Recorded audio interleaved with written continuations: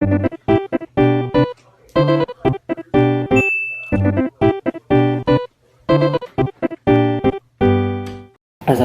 warahmatullahi wabarakatuh. Saya Fadli Haikalazani, NIM 19136130. Di sini akan menjelaskan tentang kebijakan sosialisasi mitigasi bencana hidrometeorologi bencana banjir. Video ini merupakan tugas ujian akhir semester mata kuliah Geografi Bencana dan Mitigasi yang diampu oleh Bapak Dedi Hermon. Sebelum kita lanjut tentang kebijakannya, tentang sosialisasi dan tentang mitigasinya, kita harus tahu apa itu mitigasi dan bencana hidrometeorologi itu. Mitigasi bencana itu merupakan serangkaian upaya atau kegiatan untuk mengurangi risiko bencana. Sementara bencana hidrometeorologi adalah peristiwa atau rangkaian peristiwa banjir, longsor, kerusakan ekosistem, degradasi lahan, puting beliung, dan kekeringan. Nah, bencana-bencana ini biasanya mengancam dan mengganggu kehidupan dan penghidupan masyarakat. Jadi ada bermacam hidrometeorologi, yaitu banjir, longsor, kerusakan ekosistem, degradasi lahan atau erosi, puting beliung, dan kekeringan. Tapi di video ini saya akan berfokus kepada bencana hidrometeorologi banjir. Nah, apa itu bencana banjir? Banjir adalah peristiwa atau rangkaian peristiwa yang mengganggu dan mengancam kehidupan masyarakat. Nah, ini tuh disebabkan oleh faktor ilmiah seperti rusaknya buffer zone pada kawasan upper daerah aliran sungai atau DAS, sehingga mengakibatkan timbulnya kerusakan pada lingkungan tersebut, serta juga membahayakan korban jiwa manusia. Selanjutnya, ada beberapa kawasan rawan banjir. Kawasan yang rawan banjir tersebut ada 4. Yang pertama, daerah pantai, daerah daratan banjir, daerah cekungan, dan daerah sempadan sungai. Kita akan bahas satu-satu. Daerah pantai ini, kenapa daerah pantai ini rawan bencana? Karena merupakan dataran rendah yang elevasi permukaannya itu lebih rendah atau sama dengan elevasi air. Elevasi air laut pasang rata-rata atau mean sea level, dan tempatnya bermuara sungai dan biasanya mempunyai permasalahan penyumbatan muara. Jadi daerah pantai ini cukup rawan akan terjadinya banjir tersebut. Kawasan rawan banjir selanjutnya itu adalah daerah dataran banjir atau floodplain area. Ini merupakan daerah kanan kiri sungai yang muka tanahnya sangat landai dan relatif datar, sehingga mudah terjadi adanya bencana banjir tersebut.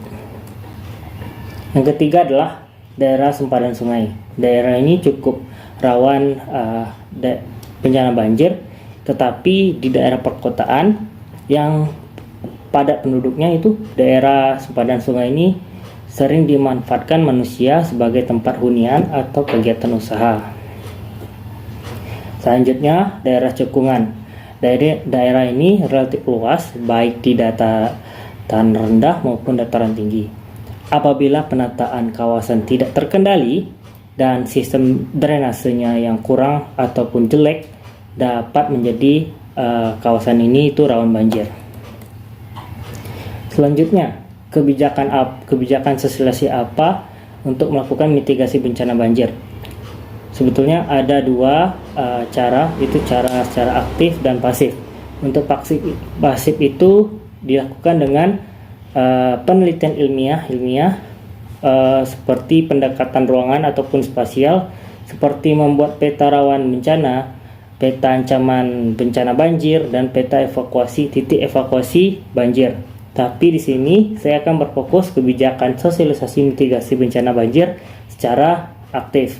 Apa saja yang akan dilakukan? Itu adalah seperti yang kita ketahui ya, bencana banjir itu merupakan cermin buruknya bangunan air dan kurangnya perhatian masyarakat terhadap kondisi lingkungan hidup. Jadi, apa salah satu mitigasi bencana banjir dapat dilakukan dengan membangun sistem bangunan air dan juga menjaga lingkungan tersebut agar tidak terjadi bencana banjir tersebut.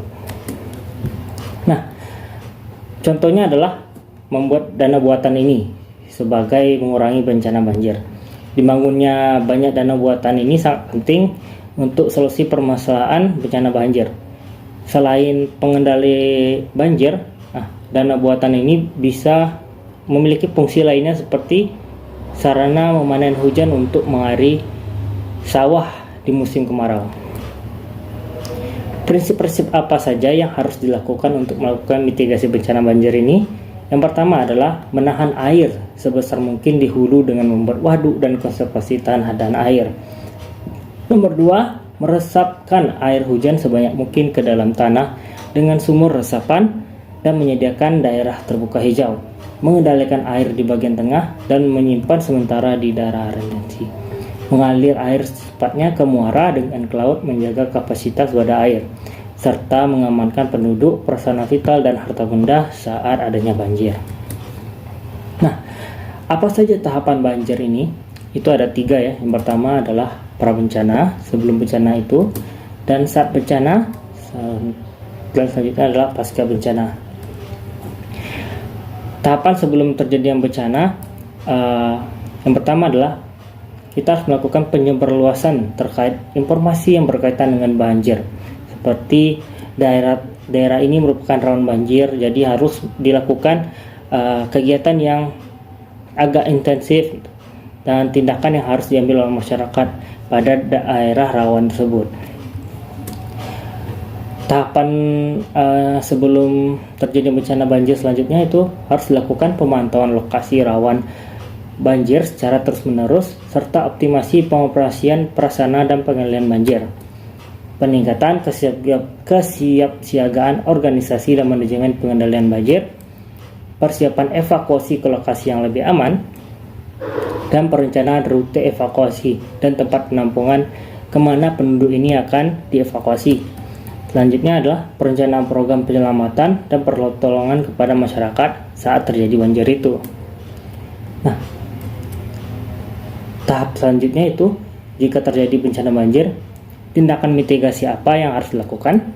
Yang pertama adalah pengoperasian sistem peringatan banjir atau flood warning system. Yang kedua adalah pemantauan tinggi muka air dan debit air pada setiap titik pengamatan. Yang ketiga, informasi dan pelaporan dapat menggunakan radio komunikasi dan sarana lainnya agar dapat bertukar informasi pada saat banjir terjadi.